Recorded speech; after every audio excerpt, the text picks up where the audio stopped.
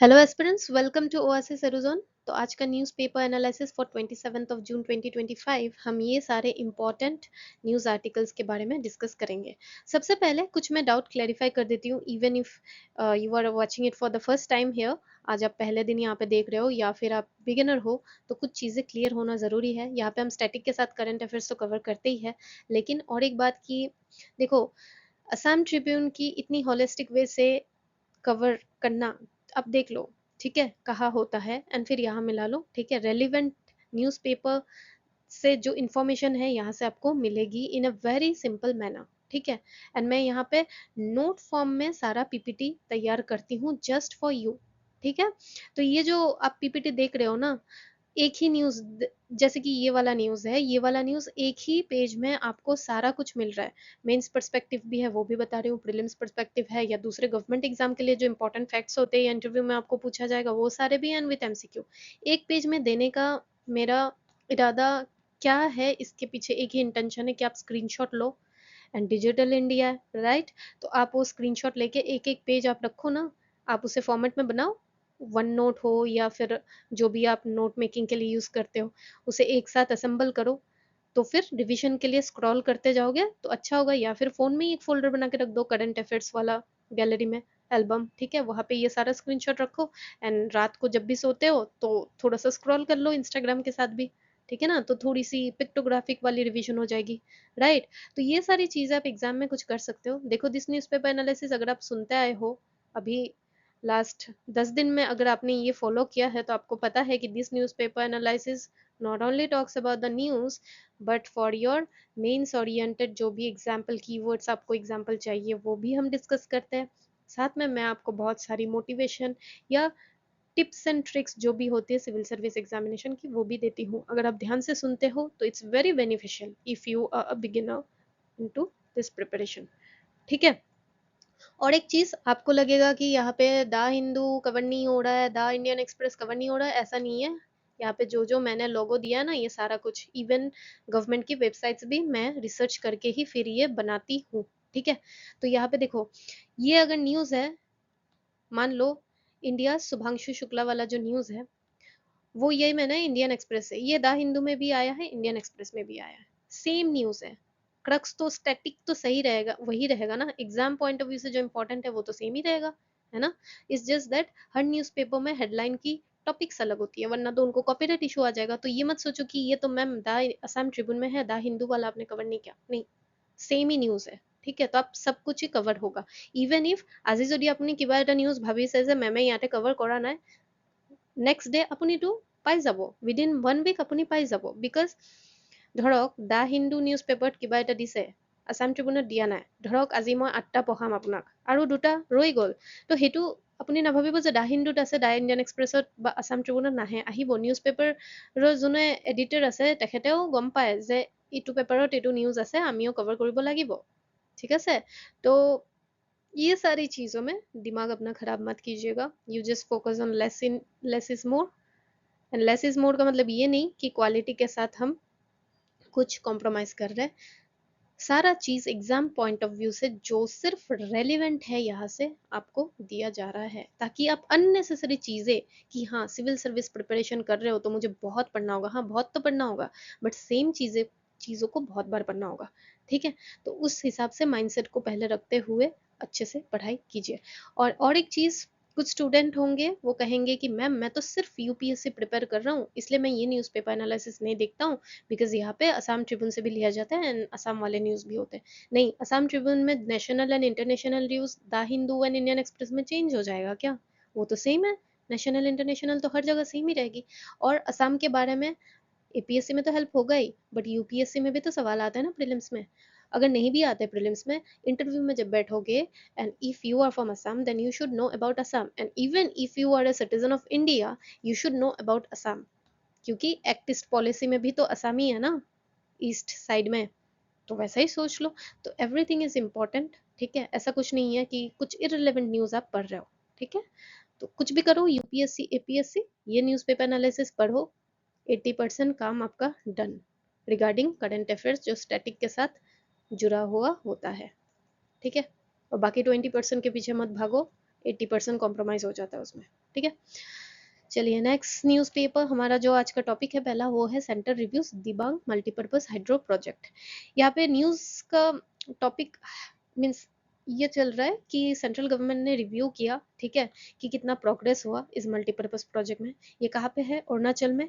And ये India की largest hydro power project, India largest hydro power project, ठीक है। अब हम जानते हैं एग्जाम पॉइंट ऑफ व्यू से क्या इंपॉर्टेंट है, ठीक है। दिबांग मल्टीपर्पज, पहले तो दिबांग रिवर कौन सी नदी की ट्रिब्यूटरी है? ब्रह्मपुत्र, पता ही होगा ऑब्वियसली। अब मल्टीपर्पज प्रोजेक्ट क्या होता है? ए डैम और रिजर्वर प्रोजेक्ट जो मोर देन वन ऑब्जेक्टिव को सर्व करता है। मीन्स कुछ डैम होते हैं सिर्फ पावर जनरेशन के काम ही आता है, कुछ डैम होते हैं सिर्फ फ्लड कंट्रोल के लिए ही काम करते हैं। बट ये जो डैम है ना, that is Dibang multipurpose. Multipurpose मतलब ये बोथ पावर एंड फ्लड दोनों के लिए ही डिजाइन किया जा रहा है। इसे इंप्लीमेंट कौन कर रहा है? NHPC, ठीक है। और NHPC का full form national hydro electric power corporation. और ये क्या है? ये एक मिनी रत्ना PSU है। कौन सी मिनिस्ट्री? पावर, तो ऑब्वियसली मिनिस्ट्री ऑफ पावर, ठीक है। इस प्रोजेक्ट की इंस्टॉल कैपेसिटी थोड़ा सा बस आइडिया रख लेना for state PCS and other government examination की 2880 मेगावाट, ठीक है। बस थोड़ा सा कि 588 कुछ आ जाए तो थोड़ा सा याद रखना। मल्टीपर्पज प्रोजेक्ट यही पहला है क्या? नहीं, ऑलरेडी है। भक्टानंगल कहाँ पे? पंजाब। हीराकुड कहाँ पे? उड़ीसा। सरदार सरोवर कहाँ पे? गुजरात। तेहरी कहाँ पे? उत्तराखंड। और दिबांग कहाँ पे? अरुणाचल, राइट। या असम मत कर देना फिर, क्योंकि ट्रिब्यूटरी ऑफ ब्रह्मपुत्र है। ऐसा कभी कभी कंफ्यूजन हो जाता है, एग्जाम में हो जाता है, एंड इट्स नॉर्मल, ठीक है। एंड ये मैच द फॉलोइंग में आ सकता है। देखो अब ये चीज न्यूज में है ना, माइक्रो सॉरी मल्टीपर्पज प्रोजेक्ट, तो ये अगर क्वेश्चन आ जाता है, कोई कहेगा कि हाँ सिर्फ करंट अफेयर्स नहीं भाई, ये तो स्टैटिक है ना, ये ज्योग्राफी का ही पार्ट है। ज्योग्राफी में आप एनसीईआरटी में भी डैम्स के बारे में पढ़ते हो, उसका ही वास्ट नॉलेज करंट के साथ जोड़ के आपका पढ़ना वो आपका दायित्व है। तो स्टैटिक से ही करंट अफेयर्स निकलता है, तो वैसे ही जो करंट में आया उससे रिलेटेड स्टैटिक यहाँ पे आपको मिलता है। So do follow this initiative, ठीक है। अब अरुणाचल प्रदेश के बारे में थोड़ा जानते हैं कि अरुणाचल प्रदेश में ना 50% of India total hydro power potential है, अराउंड 50,000 मेगावाट। इंडिया की कुल कितनी हाइड्रो पावर पोटेंशियल रहती है? 1,45,000 मेगावाट। एंड यूटिलाइज सिर्फ हमने अभी तक 46,000 मेगावाट करा है। लास्ट वीक हमने देखा था कि असम में भी बहुत सारी पोटेंशियल है सोलर, जो भी हम पावर जनरेट करने की, बट हम इंफ्रास्ट्रक्चर की कुछ कमी की वजह से नहीं कर पा रहे, ठीक है। तो वैसे ही इंडिया में भी अब तक पूरा यूटिलाइजेशन तो हुआ नहीं है। हाइड्रो पावर जनरेट कैसा होता है? मूविंग वाटर से, स्टैटिक वाटर से नहीं, मूविंग वाटर, चाहे वो रिवर्स हो डैम्स हो, बाय यूजिंग टर्बाइंस, राइट। इतनी इंजीनियरिंग में नहीं जानी है आपको, सिविल सर्विस का एग्जामिनेशन आपको निकालना है। आप जब कल को डिस्ट्रिक्ट लीड करोगे तो आपको समझाने के लिए इंजीनियर्स वहाँ रहेंगे, बस आपको बेसिक आइडिया होना चाहिए, जस्ट हैव इट ओनली, ठीक है। ये रिन्यूएबल है एंड नॉन पोल्यूटिंग है। ऑब्वियसली पानी से, हाइड्रो से हम पावर को जनरेट कर रहे हैं। तो इसके साथ मैंने यहाँ पे दिया कि सस्टेनेबल डेवलपमेंट गोल। अब ये अगर आ जाता है एग्जाम में, SDG 13 कहाँ से आया, कैसे आ गया, ये इसी का तो पार्ट है ना, स्टैटिक आपको पढ़ना पड़ेगा वैसे ही कोरिलेट करके। तो sustainable goal 7 that is affordable clean energy, as it's a renewable energy, तो ये भी जस्टिफाई करता है। Then SDG 13 that is climate action, climate के लिए भी तो हेल्प होगा ना, नॉन पोल्यूटिंग एनर्जी सोर्स हम क्रिएट कर रहे हैं। तो again types of hydro power क्या क्या होता है? एक होता है रन ऑफ द वाटर, जिसमें थोड़ा स्टोरेज सिस्टम रखते भी है या नहीं भी रखते हैं।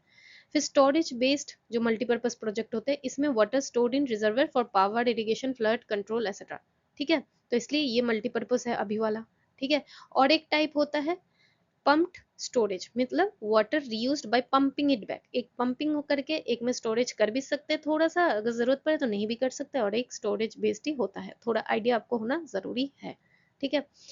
And Dibang project involve largest forest clearance. Obviously कुछ प्रोजेक्ट बनाएंगे तो इन्वायरमेंट में तो कुछ तो इफेक्ट होगा ही ऑब्वियसली। तो इसके चलते इसमें जो लीगल प्रोविजन कौन सी देख रेख हमें करनी पड़ती है? फॉरेस्ट राइट की, फॉरेस्ट राइट एक्ट जो है उसकी तो हम हनन नहीं कर रहे, उसको हम इलीगल वे से हम लॉ की तो अगेंस्ट तो नहीं जा रहे, वो देखना पड़ता है, है ना। इसलिए हमें इस राइट के तहत कम्युनिटी कंसेंट मैंडेटरी होता है, वहाँ की जो कम्युनिटी है वहाँ से कंसेंट लेना ज़रूरी होता है। फिर इन्वायरमेंट इम्पैक्ट असेसमेंट नोटिफिकेशन, इसके तहत भी हमें देखना पड़ता है कि इन्वायरमेंट के लिए असेसमेंट करना पड़ता है कि प्रोजेक्ट करेंगे तो इन्वायरमेंट के लिए सही होगा कि नहीं, right. Then wildlife protection act 1972, कि ये वाइल्ड लाइफ एरिया के आसपास तो नहीं है, उनके जो राइट्स है उसके अगेंस्ट तो नहीं जा रहा। तो ये सारे कुछ प्रोजेक्ट्स हमें, एक प्रोजेक्ट अगर लेते हैं तो ये सारा चीज देखना पड़ता है। ये प्रीलिम्स के लिए इंपॉर्टेंट अगर ना भी हो, स्टेटमेंट अगर वैसा ना भी आए, बट मेंस में जब आंसर लिखोगे ना, जब कुछ क्वेश्चन आ जाए कि मल्टीपर्पज प्रोजेक्ट ऐसा बनाना है, क्या देखना है, इवन इफ एथिक्स में भी अगर आता है कि आप कहीं के डीएम हो एंड आपको एक प्रोजेक्ट ऐसा एसेस करना है, जाना है मिनिस्टर्स के साथ, तब क्या क्या चीजें देखोगे, कौन कौन से राइट के बारे में। तो स्टेक होल्डर आप केस स्टडीज में ये सारे लिख सकते हो कि ये सारे राइट्स तो मैंडेटरी मतलब देखना ही है, क्योंकि ये सारी चीजें तो डिटरमाइन करती है कि वो लीगल वे से हम सही कर रहे हैं कि नहीं with respect to environment, right. तो ये सारे है, इसलिए मैं कहती हूँ कि ये न्यूज़पेपर एनालिसिस में मेंस रिलेटेड भी आपको मैं बहुत कुछ बताती हूँ, नोट डाउन करते जाओ। मेंस वाले जो है ना, देखो मैं एक चीज बोलती हूँ, प्रीलिम्स के लिए ना यहाँ से आप स्क्रीनशॉट ले लेना, राइट। स्क्रीनशॉट लेके आप सेव करना एक गैलरी में, वो आपको करना पड़ेगा, ठीक है। हर चीज आपको रेडीमेड होगा तो एग्जाम में आप ही रिवाइज करने में तकलीफ होगी एंड आपको ही कम मार्क्स आएगा, ठीक है। एंड मेंस के लिए जो मैं बताती हूँ ना एक्स्ट्रा फैक्ट्स, या वो मेंस के जो आपने GS 1 से लेके GS 5 तक APSC के लिए, GS 4 तक UPSC के लिए जो पेपर बनाया हुआ है, उसमें आप लिखते जाओ एग्जाम्पल टॉपिक वाइज, ठीक है। अब यहाँ पे एक फैक्ट है कि दिबांग वैली जो है वहाँ पे कौन सी ट्राइब रहती है, इदू मिश्मी। तो अगर आता है इदू मिश्मी ट्राइब इन न्यूज कौन से एरिया से, तो आप अरुणाचल लिख सकते हो, ठीक है। उनकी यूनिक रिचुअल्स होती है, ट्रेडिशनल फिशिंग सिस्टम्स होती है, ठीक है। और यहाँ पे ये जो मल्टीपर्पज प्रोजेक्ट है ये हेल्प करता है किस चीज में, control flood downstream in Assam, specially Dhemaji and Dibrugarh में भी ये हेल्प तो करेगा, ठीक है। तो हर सेशन के एंड में आपको यहाँ पे स्क्रीनशॉट लेना है, तो इसलिए मैं यहाँ पे ये सारा, सो दैट आपको इवन इफ काम करता है, इतना इरेज करके टाइम वेस्ट नहीं करते हैं। जब मैं नेक्स्ट स्लाइड में जाऊंगी ना, लिखने से पहले आप स्क्रीनशॉट ले लेना, ठीक है, उतना तो कर ही सकते हो, राइट। तो देखो अभी स्क्रीनशॉट ले लो, अभी मैंने कुछ लिखा नहीं है, राइट। पॉज करो, स्क्रीनशॉट ले लो। देन हमारा नेक्स्ट न्यूज जो आज है वो है India refuses to sign SCO joint statement on economic cooperation. ये तो पता चल रहा है, ये हेडलाइन से न्यूज क्या है पता चल गया। क्यों कर रहा है, क्योंकि इंडिया ने कहा कि डाटा सिक्योरिटी ये सारे चीजें अगेंस्ट हो सकती है, क्योंकि हमारी जो digital personal data protection act है और डाटा एम्बेसी पॉलिसी है, इसमें हम एम्फेसाइज करते हैं कि हमारी जो डाटा है वो लोकली स्टोर रहे एंड प्रोसेस रहे। क्यों, ताकि हमारे इंडियन सिटीजन की डाटा फॉरेन जुरिस्डिक्शन में ना जाए, जाएंगी तो हैकिंग की चांस बढ़ जाएगी, ठीक है। तो बहुत सारी तो साइबर सिक्योरिटी जो भी रहती है उसके खिलाफ तो बहुत कुछ चीजें हो रही है ना। तो साइबर स्कैम बहुत सारा हो रहा है, तो इसलिए हम यहाँ पे अपना ये चीज साइन नहीं करेंगे, हमने कहा है in the field of digital economy, क्योंकि हमें डाटा सिक्योरिटी और हमारी नेशनल डाटा सॉवरेनिटी को कॉम्प्रोमाइज नहीं करना है। इतना ही है न्यूज। लेकिन अभी ये तो है digital protection, digital personal data protection act 2023। ये क्या है, इंडिया की लेटेस्ट डाटा प्रोटेक्शन लेजिस्लेशन है। क्या करता है, इंश्योर करता है कि privacy and regulating data collection and storage. Common sense, इसमें समझाने लायक कुछ नहीं है, ठीक है। बस इसे जान के रखना ताकि क्वेश्चन में साइबर सिक्योरिटी वाली कुछ भी क्वेश्चन आए, ये एग्जाम्पल कोट कर सको आप मेंस में, राइट। तो अब ये है Shanghai cooperation organisation, that is SCO। ये फाउंड कब हुआ था, 2001। कहाँ पे, ऑब्वियसली इसके नाम में ये शंघाई, ठीक है। It succeeded the Shanghai 5। Secretariat कहाँ पे, ऑब्वियसली बीजिंग चाइना। मेंबर कौन कौन से हैं, इंडिया है चाइना, रशिया, इंडिया, पाकिस्तान भी है, याद रखना, ठीक है। Kazakhstan, Kyrgyzstan and Uzbekistan, Tajikistan, Iran, Iran भी है, अभी कर रहे हैं ना वॉर। इसराइल नहीं है, तो ये याद रखना। इंडिया ज्वाइन फुल मेंबर कब ज्वाइन हुआ था, 2017, ठीक है। 2001 में फॉर्म हुआ था लेकिन इंडिया ने ज्वाइन 2017 में किया, ठीक है। तो ये SCO के कुछ की बॉडीज है, उनमें से एक है rates, council of head of state, council of head of department government. तो ये रेट्स का फुल फॉर्म क्या है, रीजनल एंटी टेररिस्ट स्ट्रक्चर। ये फोकस करता है काउंटर टेररिज्म, सेपरेटिज्म, एक्सट्रीमिज्म में। बेस्ड कहाँ पे, ये तशकंद। तो अगर एग्जाम में आता है रेट्स इन न्यूज क्या है, रिलेटेड कुछ भी इन्वायरमेंट रिलेटेड नहीं, याद रखना ये की बॉडीज ऑफ SCO, ठीक है। इनका फोकस एससीओ का क्या रहता है कि हाँ ऑब्वियसली रीजनल सिक्योरिटी, वही terrorism, extremism, economic and cultural cooperation, connectivity and digital governance, इसी चीज के इंडिया ने साइन करने से मना किया जॉइंट स्टेटमेंट में, राइट। डिजिटल गवर्नेंस तो इंडिया के लिए ये ग्रुपिंग में ज्वाइन करना क्यों इंपॉर्टेंट होता है, क्योंकि ये काउंटर बैलेंस हम कर सकते हैं चाइना की डोमिनेंस एशिया में, और हमारी कनेक्टिविटी बनी रहती है, एंगेजमेंट बनी रहती है बाकी देशों के साथ, क्योंकि ये सारे सेंट्रल एशिया के देश यहाँ पे है ना, इसलिए। तो ये ज्वाइंट स्टेटमेंट क्या है, ये भी पार्ट ऑफ एससीओ समिति है जो स्ट्रेंथन करता है cooperation among member in digital economy and governance, ठीक है। तभी यहाँ पे इंडिया ने कहा कि नहीं भाई, हमारी तो डाटा सिक्योरिटी इशू के लिए हम तो साइन नहीं करेंगे। तो इससे याद रखना, अगर आ जाता है कि जॉइंट स्टेटमेंट किस रिलेटेड होता है तो डिजिटल इकोनॉमी, तो न्यूज से आपको कहानी की तरह याद रखोगे तो हो जाएगा। इसी बेसिस पे एमसीक्यू है, जरूर से आप सॉल्व करना है, कमेंट सेक्शन में आंसर देना मुझे। आंसर दोगे तो मैं भी यहाँ से आंसर दूंगी, आप आंसर नहीं देते तो मैं कैसे दूं, ठीक है। पता ही नहीं चलता कि पढ़ रहे हो कि नहीं।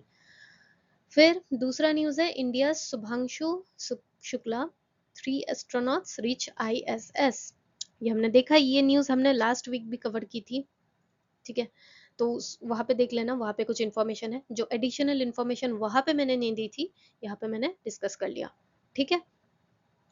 तो ये मिशन क्या है, ज्वाइंट इनिशिएटिव है, किन किन के बीच, नासा, ईएसए एंड इसरो, ठीक है। क्या करेंगे वहां पे जाके, जीरो ग्रेविटी एक्सपेरिमेंट करेंगे, रोबोटिक ट्रायल्स करेंगे, अर्थ ऑब्जर्वेशन प्रोजेक्ट्स पे काम करेंगे, ठीक है। तो ये इंपॉर्टेंट क्यों है, एक तो है कि हमारे इंडियन एस्ट्रोनॉट वहां पे गए, फर्स्ट टाइम कोई इंडियन आईएसएस के थ्रू यहाँ पे अपना स्थान बना पाया, अपनी पहचान दे पाया, राइट। तो ये तो है, लेकिन इंडिया की increasing participation in global space diplomacy, वो भी तो दर्शाता ना कि हम स्पेस में भी सारे कंट्री के साथ हमारे रिश्ते इतने अच्छे हैं कि हम डिप्लोमेसी का रिश्ता वहां तक पहुंचा गए, इसलिए तो आईएसएस में फर्स्ट टाइम है। आप कहोगे कि मैम राकेश शर्मा गए थे ना फर्स्ट टाइम इंडियन स्पेस में, हाँ फर्स्ट टाइम इंडियन स्पेस में राकेश शर्मा ही गए थे 1984, बट वो ट्रेवल किए थे to space abroad Soviet Salyut के, इन्होंने क्या किया, आईएसएस, ठीक है, समझ आया ना। तो not the ISS last of the, ये तो क्या है, Soviet Soviet series, last of the Soviet Soviet series space station preceded the ISS era, इस एरा से पहले, तो इसमें वो गए थे। एंड यहाँ पे आप ये याद रखना, आईएसएस में इंक्लूड होने वाले सबसे पहले जो इंडियन एस्ट्रोनॉट है वो है शुभांशु शुक्ला। वैसे तो स्पेस में फर्स्ट टाइम राकेश शर्मा गए थे, तो वो देख लेना प्रीलिम्स में क्या आता है कि सबसे पहले आईएसएस में इंडियन स्पेस में कौन गया था, राकेश शर्मा, नहीं वो गलत हो जाएगा फिर, ठीक है। तो थोड़ा सा ये वाला फैक्ट ध्यान रखना। अब आईएसएस है क्या, a habitable artificial satellite in low earth orbit 400 kilometre altitude, ठीक है। तो ये लो अर्थ ऑर्बिट याद रखना।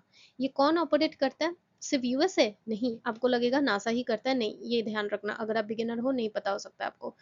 तो ये jointly operated by NASA, USA, Roscosmos Russia, JAXA that is Japan, ESA Europe and CSA Canada, ठीक। India is developing its own crewed mission, हमें पता है गगनयान, जो 3 एस्ट्रोनॉट को 3 दिन के लिए इनटू अर्थ, लो अर्थ ऑर्बिट में भेजेंगे। तो ये वाली जो अभी मिशन है, इससे हमें बहुत कुछ हेल्प होगा, क्योंकि हमें बहुत कुछ earth observation, robotics and zero gravity, ये सारे के इन्फॉर्मेशन मिलेंगे, तो will be helpful towards Gaganyaan mission also, right.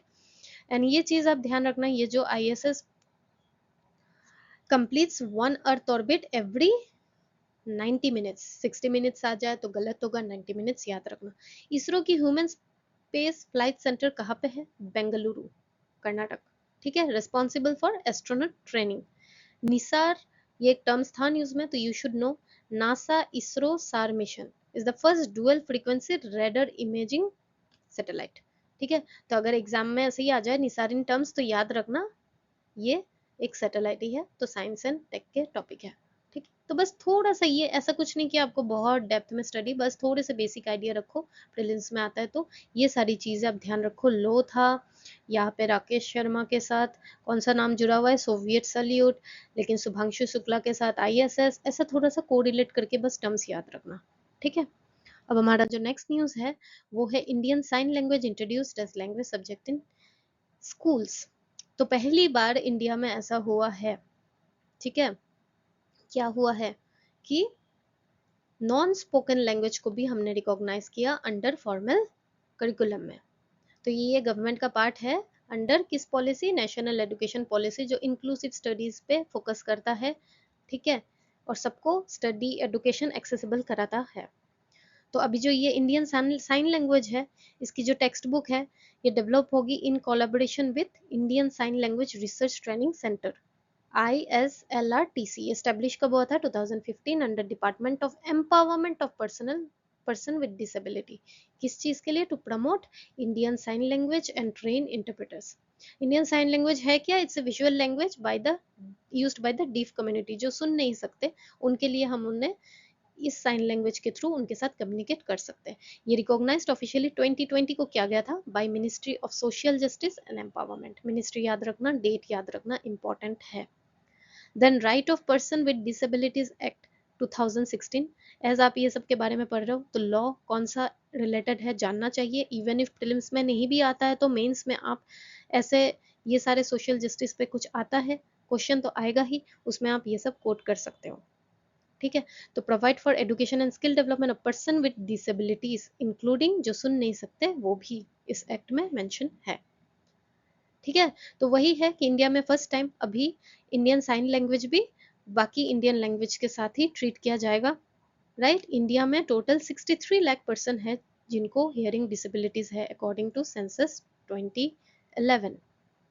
अब ये Indian sign language day celebrate कब किया जाता है? 23 सितंबर, also known as international day of sign language, ठीक है। तो अभी स्टूडेंट्स ऑप्ट कर सकते हैं Indian sign language as a language for class 6 to 12। याद रखना क्लास 1 से 12 दे देगा तो गलत हो जाएगा, 6 to 12 है, तो थोड़ा सा ये सारे फैक्ट्स याद रखना। इसी के बेसिस पे ये MCQ है, आप सॉल्व जरूर करना। देन है international day against drug abuse and illicit trafficking observed as June 26। तो international day against drug abuse कब मनाया जाता है? जून 26, ठीक है। वो स्टेब्लिश किसके द्वारा किया गया था? United nation general assembly. कब किया गया था? 1987 थ्रू रेजोल्यूशन। ये इतनी जरूरी नहीं है, बस मैंने दे दिया जस्ट एज ए फैक्ट, दूसरे गवर्नमेंट में कभी आ जाए तो मार्क कर लेना। तो इस साल सॉरी तो 2024 की जो थीम थी वो क्या थी? The evidence is clear, invest in prevention. कि हो तो रहा है बट प्रिवेंशन में हमें इन्वेस्ट तो करना चाहिए। तो इंडिया में मिनिस्ट्री ऑफ सोशल जस्टिस और एम्पावरमेंट जो है उन्होंने वेरियस प्रोग्राम वो करते ही रहते हैं इंट्रोड्यूस, जैसे नशा मुक्त भारत अभियान, वो अवेयरनेस कैंप चलाते हैं, community based rehabilitation school college, ताकि यूथ में वो सारे सेमिनार्स के थ्रू अवेयरनेस प्रोग्राम के थ्रू पता चले कि ड्रग्स यूज करना कितनी उनके हेल्थ के लिए खतरनाक हो सकती है। तो ये जो नशा मुक्त भारत अभियान है ये लॉन्च कब हुआ था, किसके द्वारा हुआ था? Ministry of social justice and empowerment in 2020।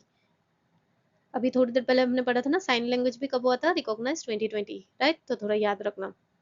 Cover 372 district, focus on youth women educational institution, क्योंकि ये सारे ज्यादा वनरेबल होते हैं टुवर्ड्स ड्रग अब्यूज, ठीक है। अब ये एक बॉडी है United nation office on drug and crime. तो ये हाईलाइट करता है कि ग्लोबल में सिंथेटिक ड्रग्स का यूज कितना बढ़ चुका है, ठीक है। ये बॉडी स्टेब्लिश हुआ था 1997, हेडक्वार्टर कहाँ पे? वीना ऑस्ट्रिया। तो ये जो है ये एक रिपोर्ट निकालता है, that is world drug report. And इसके तहत जो 2023 में जो इन्होंने रिपोर्ट निकाली उसके तहत ये कहा गया है कि 296 मिलियन पीपल ग्लोबली अफेक्ट होते हैं ड्रग अब्यूज के चलते। सो इट्स वेरी इंपॉर्टेंट, तो ये हमें एड्रेस करना तो बनता है। इसी के साथ इंडिया में लॉ कौन सी है जो ये रेगुलेट करता है? Narcotic drugs and psychotropic substances act 1985, NDPS act, right. ये प्रोहिबिट करता है प्रोडक्शन मैन्युफैक्चर पोसेशन, कि आप प्रोडक्शन नहीं कर सकते, मैन्युफैक्चर नहीं कर सकते, पोसेशन नहीं कर सकते, सेल ट्रांसपोर्ट एंड खुद ले भी नहीं सकते, कंजम्पशन भी नहीं कर सकते of narcotic drugs and psychotropic substance. तो ये एक्ट पहले पास हुआ था 1985, बार बार अमेंड 3 बार हो चुका है अब तक। तो कभी कभी ना यूपीएससी में क्वेश्चन आता है कि ये तो एक्ट था, ये कभी अमेंड ही नहीं हुआ, तो वो गलत हो जाता है। ऐसे PYQ पहले आ चुके हैं, या फिर एक बार ही अमेंड हुआ, ऐसा नहीं 3 बार हो चुका है, रिसेंटली 2014 में ही हुआ है। तो ये थोड़ा सा याद रखना कि अमेंड तो हुआ था, ठीक है। अब हमारा नेक्स्ट न्यूज जो है वो है CM urge to form Manipuri autonomous council in state, sorry. तो all Assam Manipuri youth association जो है उन्होंने एक रिक्वेस्ट सबमिट की है टू चीफ मिनिस्टर कि मणिपुरी ऑटोनमस काउंसिल बनाया जाए ताकि उनकी socio economic and cultural development और अच्छे से हो पाए।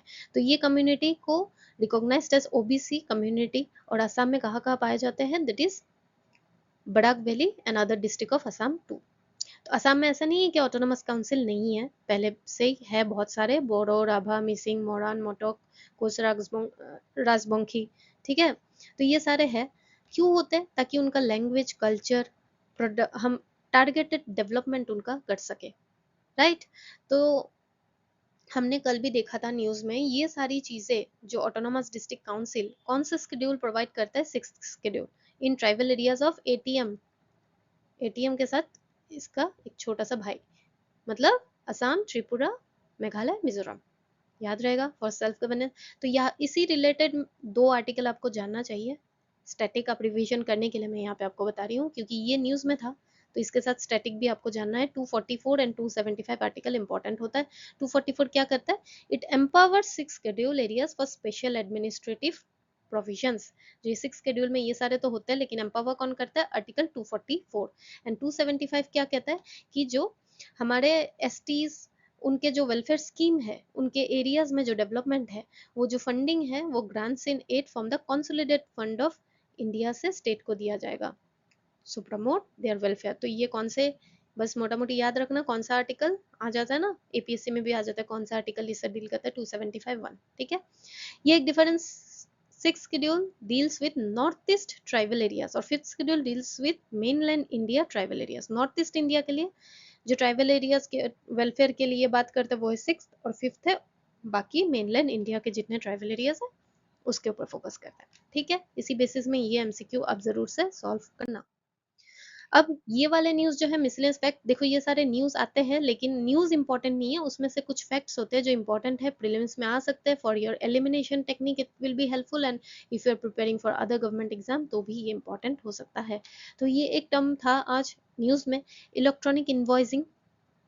तो ये क्या होता है, ये B2V, a system where B2V invoices are authenticated electronically by GST. मतलब जो इन्वॉइस होते हैं, टैक्स इन्वॉइसेस होते हैं, उसकी ऑथेंटिसिटी देखी जाती है बाय जीएसटीएन। बस इतना याद रखो कि हाँ, ये जीएसटी जो हम रिटर्न करते हैं ना फाइलिंग, उसमें जो हम इन्वॉइस सबमिट करते हैं, वो इन्वॉइस को ये ऑथेंटिकेट करता है electronically, that is E invoicing, नाम से ही पता चल रहा है, ठीक है। तो e invoicing under GST become mandatory for firms with turnover over 500 crore from October 2020। Current threshold है 5 करोड़ टर्नओवर, ठीक है। और India uses invoice reference number that is IRN for invoice validation. तो ये मैंने क्यों दिया, क्योंकि एग्जाम में आ सकता है कि आईआरएन या invoice reference number in news related to, तो ये याद रखना, इकोनॉमी ई इनवॉइस कुछ जीएसटी का रिटर्न करने के टाइम, फाइलिंग करने के टाइम यूज होता है, तो ये बस न्यूज याद रखना, ठीक है। तो मार्क कर लोगे। जीएसटीएन क्या होता है, not for profit non government company है, जो प्रोवाइड करता है shared IT infrastructure and service, किनको, central government, state government, tax payer and stake holder. Only central government आ जाएगा, ओनली स्टेट गवर्नमेंट नहीं, tax payer and stake holder को भी ये आईटी इंफ्रास्ट्रक्चर सर्विस प्रोवाइड कराता है। और यहाँ पे जो हमने देखा B2B इनवॉइसेस, B2B मतलब क्या होता है, ट्रांजेक्शन बिटवीन टू बिजनेसेस। ऐसा नहीं कि एक बिजनेस, दुकानदार के साथ ही ट्रांजेक्ट कर सकता है, दुकानदार का आपके साथ जो इंडिविजुअल कस्टमर, कंज्यूमर, वो नहीं, ठीक है। One registered business supplying good and service to another registered business, and this require tax invoices that allow the buyer to claim input tax credit। तो वही invoices, ई invoices जो ऑथेंटिकेट करता है bye GSTN, B2B। तो यही समझ गया, मतलब इनवॉइस जो देते हैं वो ऑथेंटिकेट, तो वही डिजिटली हम यूज कर रहे हैं ताकि ट्रांसपेरेंसी वगैरह रहे। तो ये थोड़ा आपको आइडिया के लिए मैंने बता दिया। और एक न्यूज में था, दैट इज कुल्ची रिवर में भी मल्टीपर्पज प्रोजेक्ट के बारे में कहा जा रहा है, प्रपोज्ड प्रोजेक्ट है। तो इसमें बहुत सारे लोग, वहाँ के जो कम्युनिटी है वो प्रोटेस्ट कर रहे हैं कि उन जो ग्राम सभा से कंसेंट लेना चाहिए वो सारा हुआ नहीं, फॉरेस्ट राइट एक्ट जो भी है, हमने लास्ट स्लाइड में जो पढ़ा था वो उसका अगेंस्ट है, वो फुलफिल नहीं करते हैं, ठीक है। तो इसलिए हम जान लेते हैं कि ये कौन से रिवर में है, कुल्सी रिवर ट्रिब्यूटरी कौन से रिवर का है, Brahmaputra. Generate capacity 60 megawatt hydroelectric power. तो Kulsi river southern tributary of Brahmaputra, कहाँ से फ्लो होती है, Kamrup and west Khasi hills, ठीक है। एंड यहाँ पे गंगेटिक रिवर डॉल्फिन जो है national aquatic animal of India, schedule 1 के अंदर आता है, and wild life protection act के अंदर इसको प्रोटेक्शन मिलता है 1972। एंड ये क्यों हम जान रहे हैं, क्योंकि कुल्सी रिवर में भी ये रहते हैं। One of the key habitat of Gangetic river dolphin is in Kulsi river. ठीक है, तो अब ये जो कुल्सी रिवर, तो यहाँ पे क्यों प्रोटेस्ट कर रहे हैं, क्योंकि उन लोगों का कहना है कम्युनिटी की ये जो इन्वायरमेंट इम्पैक्ट असेसमेंट सही से किया नहीं गया। तो चलो वो तो लोगों का प्रोटेस्ट है, लेकिन एग्जाम पर्सपेक्टिव से हमें ये जानना है कि इट्स मैंडेटरी कि इम्पैक्ट असेसमेंट करना जरूरी है। मैंडेटरी कौन से एक्ट के अंदर, इन्वायरमेंट प्रोटेक्शन एक्ट 1986। किस चीज के लिए, फॉर लार्ज प्रोजेक्ट। ठीक है, यहाँ पे पब्लिक हियरिंग्स भी होती है, स्टडी की इम्पैक्ट भी देखा जाता है, एंड साथ ही साथ फॉरेस्ट राइट एक्ट जो 2006 क्या कहता है कि ट्राइबल कम्युनिटीज को वहाँ के राइट्स देते हैं ओवर फॉरेस्ट लैंड। तो इसलिए आप वहाँ पे फॉरेस्ट लैंड की में कुछ भी कर रहे हो या डाइवर्स कर रहे हो तो ग्राम सभा की कंसेंट जरूरी होती है। एंड ये सब लोग कह रहे हैं कि ये सब नहीं हुआ, ये सारे प्रोसेस सही से फॉलो अप नहीं हुए, इसलिए वो प्रोटेस्ट कर रहे हैं towards this proposed Kulsi multipurpose project. तो multipurpose project hydro electric projects in Assam सिर्फ कुल्सी है क्या जो अभी प्रपोज, नहीं, ऑलरेडी सुबानसिरी, लोअर कोपिली, बोरपानी है। ठीक है, और एक न्यूज में था नेशनल एजुकेशन पॉलिसी। तो आपको पता है, फिर भी मैं बता रही हूँ कि India third national education policy है जिसने रिप्लेस किया 1986 के नेशनल एजुकेशन पॉलिसी। यानी जो ये एनईपी 2020 है, ये 34 ईयर्स बाद पुराने नेशनल एजुकेशन पॉलिसी को इसने रिप्लेस किया। इम्फेसिस क्या करता है कि होलिस्टिक आपका लर्निंग हो, स्किल बेस्ड हो, मल्टी डिसिप्लिनरी हो, कि एक ही स्ट्रीम में आप हो, ऐसा नहीं, हर चीज में हर जगह से आप एफिशिएंट बनो। ठीक है, एंड अटल इनोवेशन मिशन, ये एक न्यूज में था आज, अंडर नीति आयोग, याद रखना ये सपोर्ट करता है Atal tinkering labs school to promote innovation. ऐसे लैब्स सेटअप किए जाते हैं स्कूल में ताकि इनोवेशन स्टूडेंट के बीच में वो सीख पाए। स्टार्टअप इंडिया, ये गवर्नमेंट का इनिशिएटिव है, हमें पता है 2016 में लॉन्च हुआ था, जो स्टार्टअप कल्चर को बूस्ट करता है। और नेशनल एजुकेशन पॉलिसी भी इसे सपोर्ट करता है, क्योंकि obviously it startup India emphasis तो करता है ना स्किल बेस्ड डेवलपमेंट में, और India has the world third largest startup ecosystem, याद रखना, थर्ड लार्जेस्ट। ठीक है, तो इसी चीज के बेसिस पे एक आर्टिकल आया है जो हम आज डिस्कस करेंगे, जो आपका GS paper 2 education and GS paper 3 economy में ऐसे सवाल आ सकता है कि national education policy can foster entrepreneurship, लेकिन ये इंडिया की गोल जो है कि 5 ट्रिलियन इकोनॉमी, उसमें कैसी मदद कर सकती है।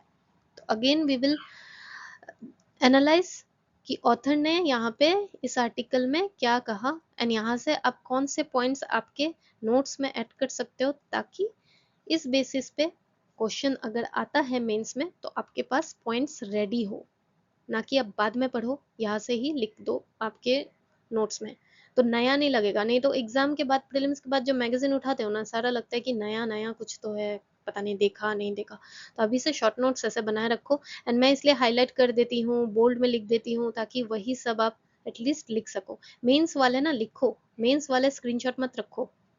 ठीक है, मेंस वाले अपने कॉपी बनाया होगा, जीएस 1 2 3 4 5 अगर एपीएससी दे रहे हो तो उसके टॉपिक सिलेबस वाइज में नोट्स को इंक्लूड करो, छोटे छोटे पॉइंटर्स में लिख के रखो। ठीक है, प्रीलिम्स के लिए तो स्क्रीनशॉट लेके आप पढ़ ही सकते हो। तो ये क्या कहता है, हम इंट्रो कैसे लिख सकते हैं, यहाँ पे मैंने वही डिस्कस किया जो ऑथर ने डिस्कस किया, एडिटोरियल डिस्कशन, ताकि आप नहीं भी पढ़ो तो आपसे एडिटोरियल्स का जो क्रक्स है आपको समझ आ जाए कि इंटरप्रेन्योरशिप इकोनॉमिक ग्रोथ के लिए, इनोवेशन के लिए, एम्प्लॉयमेंट जनरेशन के लिए बहुत ज़रूरी है। एंड इंडिया भी एम कर रहा है कि 5 ट्रिलियन इकोनॉमी तो हो, इसलिए इंटरप्रेन्योर अमॉन्ग यूथ के बीच में लाना तो बहुत ज़रूरी हो गया है। और हमारी नेशनल एजुकेशन पॉलिसी भी इसे प्रमोट करती है, क्योंकि वो प्रमोट करता है जिससे क्रिएटिविटी, क्रिटिकल थिंकिंग, लोगों के बीच इनोवेशन बढ़े। तो ये जो नेशनल एजुकेशन पॉलिसी है, एंटरप्रेन्योरशिप को प्रमोट कैसे करता है, क्योंकि नेशनल एजुकेशन पॉलिसी ही हमें शिफ्ट करता है from rote to experimental learning. सिर्फ रट्टा मारो पास हो जाओ ऐसा नहीं, एक्सपेरिमेंटल लर्निंग, इसलिए तो अटल एप्स, इनोवेटिव लैब्स वगैरह है ना, वो सब सेटअप किया जा रहा है। वोकेशनल एजुकेशन सिर्फ क्लास 6 से भी लाया जा रहा है, ऐसा नहीं कि आप सिर्फ पढ़ाई में अच्छे हो, क्राफ्ट, एग्रीकल्चर, फाइनेंस, ये सब भी सीखो ताकि आप लाइफ स्किल सीख सको। तो creativity, technical, critical thinking, adaptability, ये सब भी एनकरेज करता है। इससे क्या होगा, आप रिस्क लेने की आप में क्षमता बढ़ेगी, राइट, क्रिएटिविटी से आप कुछ अपना क्रिएट कर पाओगे। Integration of entrepreneur learning across subject की focuses on learning how to learn, कैसा पढ़ना है, सबको पता होता है पढ़ना है ये किताब, बट आप कैसे भी पढ़ लोगे तो याद कैसे रहेगा। जैसे कि न्यूज़पेपर आपको पढ़ना तो है, लेकिन कैसे पढ़ना ये नहीं पता, इसलिए ये न्यूज़पेपर एनालिसिस देखो, आपको पता चल जाएगा कि न्यूज़पेपर पढ़ना कैसा है, सिर्फ उठा के पढ़ लिया तब तो वो इररिलेवेंट है ना। And creation of infrastructure for innovation, इसलिए तो थिंकरिंग लैब्स, मार्केट मेकर स्पेसेस, ये सब दिया जा रहा है गवर्नमेंट के थ्रू भी, बहुत सारी ये सब चीज़ों के लिए स्कूल में फंडिंग हो रही है, 3D प्रिंटिंग लैब, ताकि बच्चे सीखे और ये सब स्किल अपना डेवलप कर सके। Encouraging failure as a learning experience, creativity आपके अंदर रहेगी तो आप किसी चीज़ में फेल भी हो जाओगे ना, तो ये फेलियर में जो आपकी एक्सपीरियंस होगी उससे आप अपना नया कुछ प्रमोट कर सकते हो, ठीक है। University level innovation ecosystem, hackathons वगैरह करते हैं, इंटरप्रेन्योर हब्स, आईआईटी में हैकाथॉन्स होता रहता है, ठीक है। तो वो सब में क्या होता है कि आप कोलैबोरेशन, बहुत लोगों से आप मिलोगे आपस में, बहुत कॉलेज के लोगों से मिलोगे, आप मेंटरशिप कर सकते हो, स्टूडेंट को आइडिया दे सकते हो, right. Teacher training and mentorship, teacher ही तो फर्स्ट हमारे जिंदगी में स्कूल में जो इनोवेशन के बारे में हमें समझाएंगे, तो they are the innovative facilitators, right. तो वो हमें अपस्किल एंड मेंटरशिप सही से करे तो बहुत अच्छा है। तो इसी तरह नेशनल एजुकेशन पॉलिसी में जो जो पॉइंट्स है ये इंटरप्रेन्योरशिप के और तो हमें ले ही जाता है। और इंटरप्रेन्योरशिप इन रिटर्न हमें इकोनॉमिक गोल्स में कैसे हेल्प करता है। इंटरप्रेन्योरशिप देखो, जॉब क्रिएटर्स बन जाओगे, आप जॉब दोगे, आपने एक कंपनी खोली तो आप 2-3 लोगों को जॉब दे सकते हो, आत्मनिर्भर बनोगे, सेल्फ रिलायंस, किसी के ऊपर डिपेंड नहीं होगे, आप खुद के आइडियाज खुद अपने फ्रीडम से आप ले पाओगे डिसीजन, किसी ने मना कर दिया तो आप नहीं लोगे ऐसा नहीं है, you can try your creativity. Economic decentralization, ऐसा नहीं कि आप शहर में रहोगे, अर्बन एरिया में रहोगे तो ही आप इंटरप्रेन्योरशिप स्टार्ट कर सकते हो, रूरल एरिया में रह के भी कर सकते हो, तो इट प्रमोट इंक्लूसिव ग्रोथ, आप गांव में रह के भी एग्रीकल्चर रिलेटेड कुछ भी कर सकते हो, है ना, डिजिटल इंडिया के जो भी इनिशिएटिव्स है उसके माध्यम से। Also it boost innovation and global competitiveness, obviously India तो थर्ड लार्जेस्ट है ही इंडियन स्टार्टअप इकोसिस्टम में, तो हमारी इनोवेशन एंड ग्लोबल कम्पिटिटिवनेस, तो आगे चल के ये सॉफ्ट डिप्लोमेसी में भी ये हेल्प करेगा। और सोशल इम्पैक्ट तो है ही, हम entrepreneurship in terms of health, education, environment, governance कर ही सकते हैं, कुछ चीज़ें सोशल उसमें इम्पैक्ट तो लाएगा ना, जो चीज़ें लोगों को पता नहीं है, हो सकता है कि आप कुछ वीडियोस बना रहे हो कुछ टॉपिक में, हेल्थ एजुकेशन, वहाँ से वो सीखे लोग।